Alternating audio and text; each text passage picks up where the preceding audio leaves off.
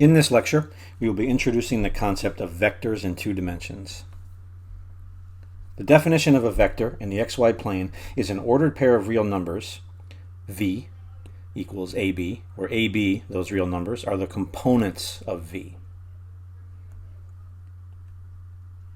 We can think of this vector as being the directed line segment from the origin O to the point P in the xy plane, where P has x-coordinate A and y-coordinate B, which are the components of the vector.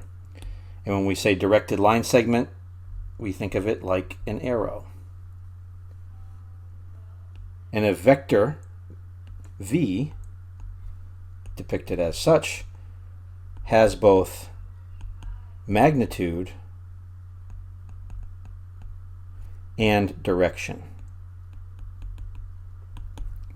Magnitude, which we'll define in the next slide, being the length of this directed line segment, and direction being the direction in which it points. Those are the two defining characteristics of a vector. It doesn't matter where it is. We can draw the same vector over here, and as long as it has the same magnitude and the same direction, it's the same vector. We also could call this the vector OP. So we're using similar notation to that of a line segment from point O to point P, but we see this arrow on the top, which means it's directed, starting at O and ending at P. So we have this arrow. And the idea is you can pick this arrow up and put it anywhere you want, but it'll always point in the same direction and have the same magnitude. The length or magnitude of that vector is defined in the following way. We use absolute value signs to denote its magnitude. And the formula is the square root of a squared plus b squared. And we can see that from the Pythagorean theorem, because we have this vector v, and we can see that we can make a triangle with legs of length a and length b. And the Pythagorean theorem tells us that the length of the hypotenuse, which is the magnitude of v, is root a squared plus b squared. We have a special name for vectors that have length 1. We call them unit vectors. And often when we ask in other contexts to specify a direction, usually that's what we mean, is to come up with a unit vector. Now note, there's only one vector with length 0. And that's the 0 vector, denoted like this, 0 with the over arrow. And it's the vector where all of its components are 0. And it's the only vector that has no direction. Has no direction associated with it.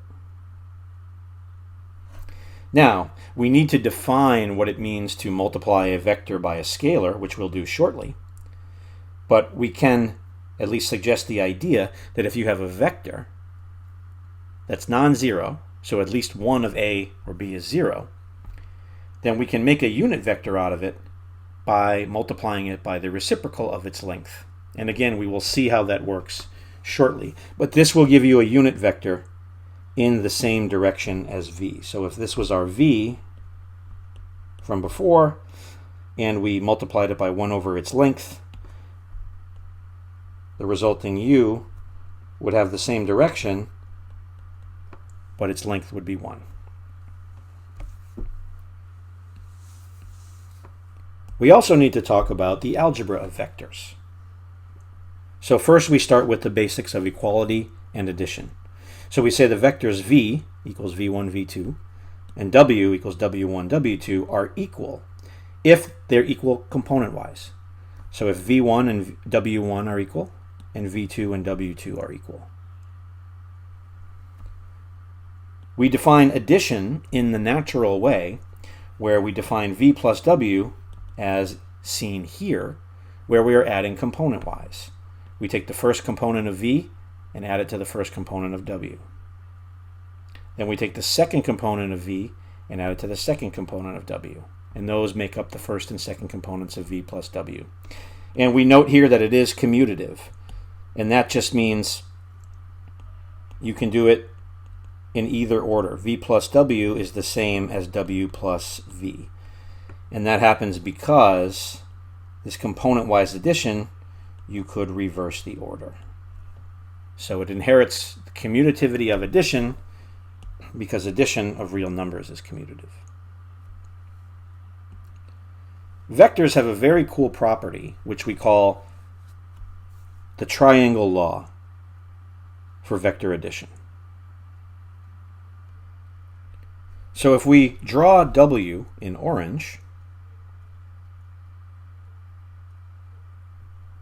so suppose we have the vector W depicted this way, and in blue we depict the vector V.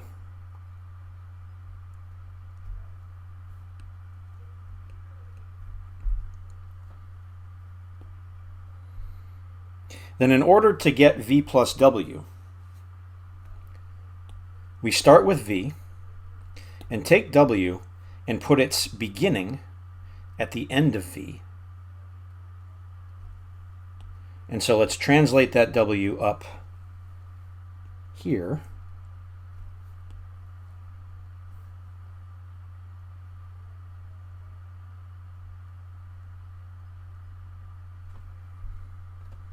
And then the addition, geometrically, that vector is the vector from the beginning of V to the end of W after you've tacked W on to V in this way. So our V plus W looks like this.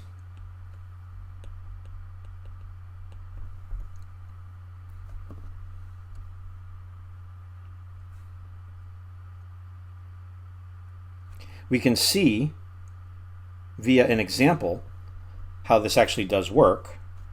So let's depict these two vectors. So we can label our axes here.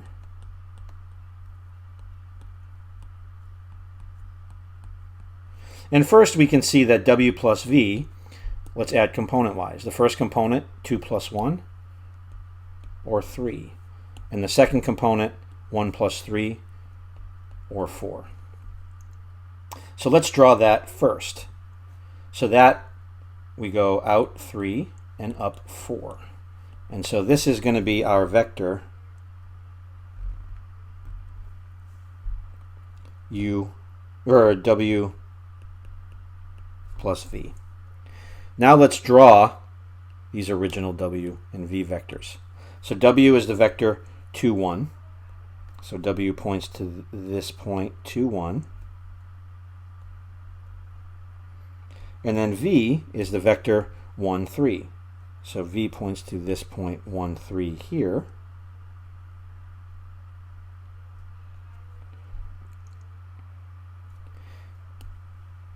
And we're writing it in this way. You can do it either way, but W plus V would be, go take this vector V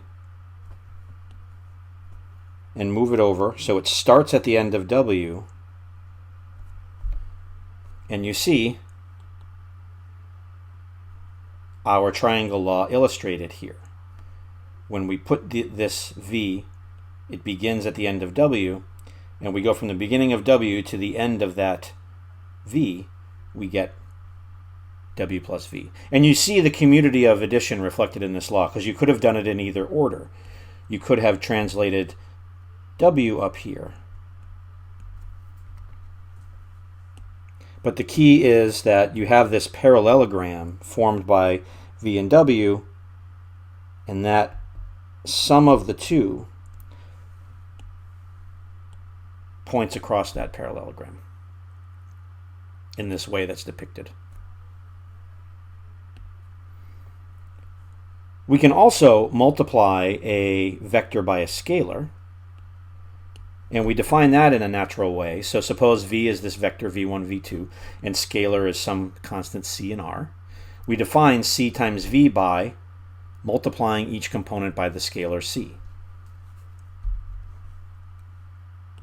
So if you had the vector 2, 3, and you wanted to multiply it by 3, you multiply each component by 3. So 3 times 2 is 6, and 3 times 3 is 9.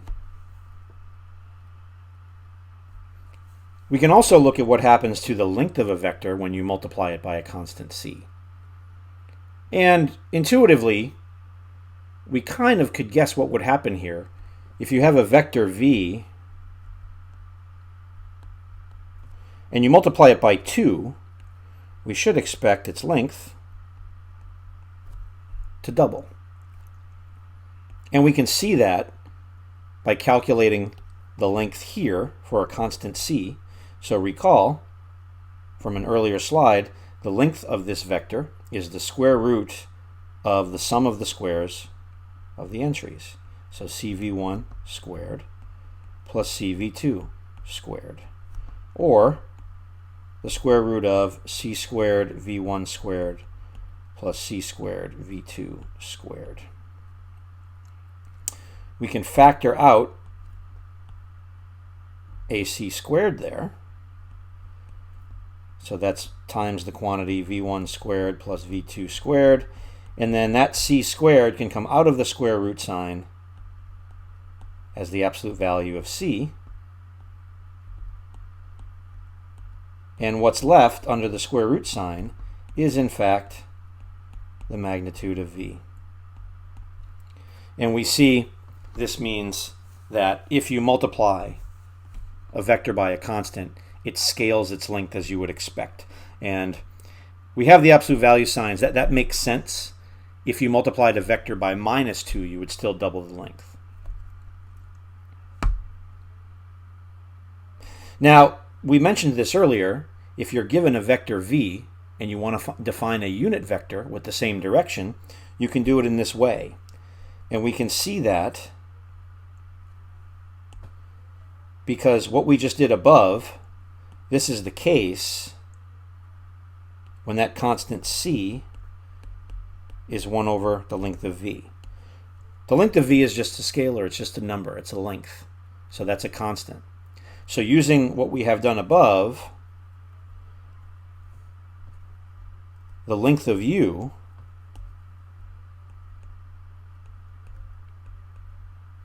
which again is c absolute value times the length of v. Absolute value of c is 1 over the length of v. And again, using our formula here, times the length of v. And for v non-zero, as long as it's not the zero vector, right, it makes sense to do this division. And the magnitude of v will be positive, and so you get 1 over the magnitude of v times the magnitude of v, or 1. And we should mention here, it's important that v is not 0, otherwise you can't do this division. But now we see confirmed that multiplying a vector by 1 over its length results in a unit vector. We can also multiply a vector by -1, or any negative constant, as we defined here with the scalar multiplication. C could be positive or negative or 0. Geometrically, the idea is that you reverse the direction. So if this is your v,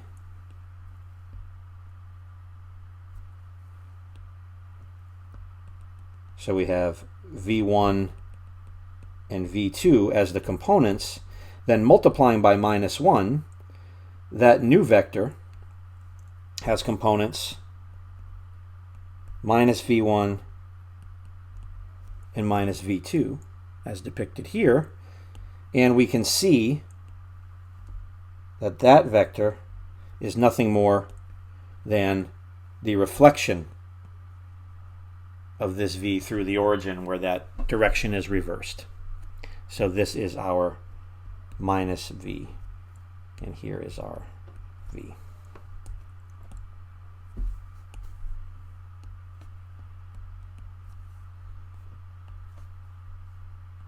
And this is a general rule. When you multiply a vector by a constant, it will have the same direction if C is positive, and it will have the opposite direction if C is negative. So if C is positive and bigger than 1, it stretches the vector. If C is positive and smaller than 1, it shrinks the vector, but it keeps the same direction.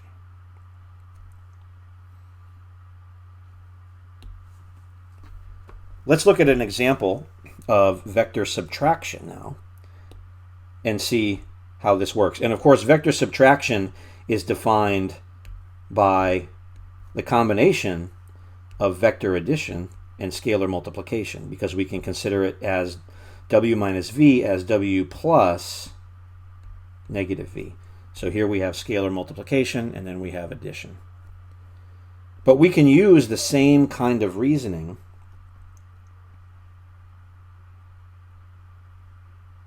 so if this is our vector w,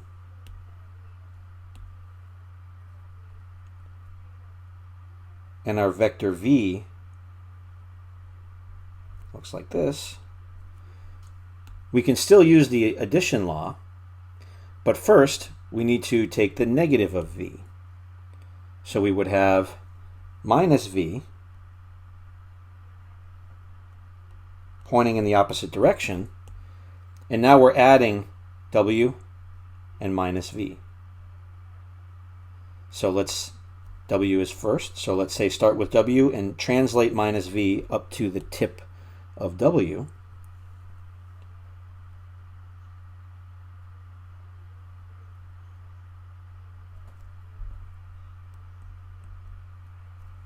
So w minus v, we start at the beginning of w and go to the end of v. And so w minus v would be this vector here. So the triangle law still works for vector subtraction because, again, vector subtraction is just a combination of scalar multiplication and vector addition. We have some laws that are pretty straightforward to define and fairly intuitive, but important to state. So first we have the commutativity of addition.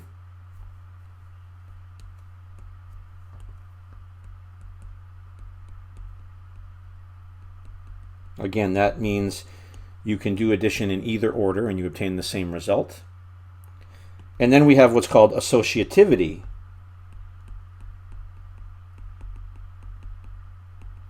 of addition. And that means if you have u plus v plus w, you can add v and w first and then add u, or you can add u and w first and then add v. And this is inherited from the associativity of addition for the real numbers. Then you have some distributive laws.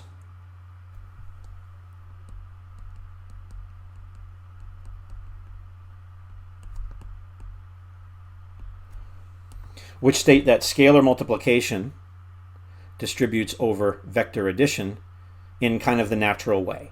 C times the quantity v plus w, you can multiply v times c and w times c and add them. And scalar addition distributes over scalar multiplication of a vector, where in the way that b plus c, when b and c are real numbers, times v can be written as b times v plus c times v. It's important to look at these properties. They're important algebraic properties. But in particular, it's good to be aware of commutativity of addition. Because when we start to talk about vector multiplication, things get a little bit more complicated, and we won't always have commutativity of multiplication. We also want to introduce some special unit vectors. So we have unit vectors we call I and j. I and j are respectively 1, 0 and 0, 1. And the idea here is that these are unit vectors. So this would be I, and then here we would have j. And again, the idea is that they're unit vectors. So this would be the point 1, 0, and this would be the point 0, 1. And these are used a lot to denote vectors, mainly because we can write any vector v as a linear combination of these two vectors. So let's think of it in the following way. We have the v vector v1, v2. Well, we could break this down into the vector v1, 0 plus the vector 0, v2.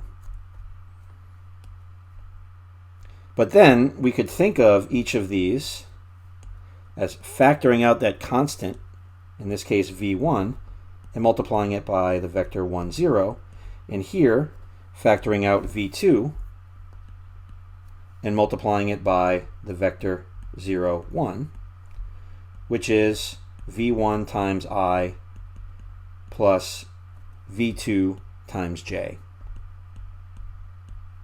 And this will be a very handy way to represent vectors. In linear algebra terminology, this is a very convenient, what we call a basis for the xy plane, given that these two are perpendicular. And it's very convenient that they are unit vectors. So these will come up quite a bit when we use vectors going forward.